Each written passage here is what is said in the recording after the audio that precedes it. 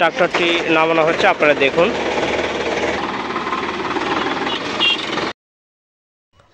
প্রিয় দর্শক, এই ট্রাক্টরগুলো ইন্ডিয়া থেকে বাংলাদেশের যশোর স্থলবন্দরে সর্বপ্রথম আনা হয় এবং সেখান থেকেই চাহিদা অনুযায়ী বাংলাদেশের সকল অফিসে পৌঁছানো হয় এই ট্রাক্টরগুলো।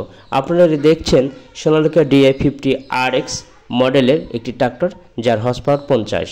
ট্রাক্টরটি চাষ এবং ট্রলির জন্য খুবই উপযোগী একটি ট্রাক্টর এবং চাষের ক্ষেত্রে এই ট্রাক্টরটিতে 9 থালি অর্থাৎ 48 ব্লেডের রোটার ব্যবহার করা হয়।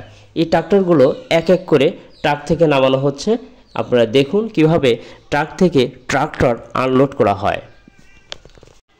এই ট্রাক্টরটির বর্তমান মূল্য মেকানিক্যালটা 16,10,000 এবং পাওয়ারটা 16,40,000 টাকা।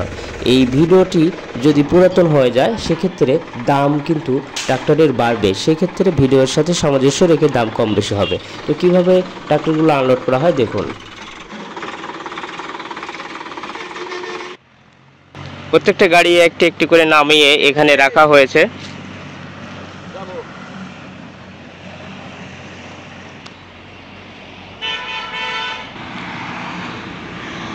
সোনালিকা DI 750 মডেলের একটি tractor, Sonalika international supreme ACI মোটরসের আরও একটি ট্রাক্টর।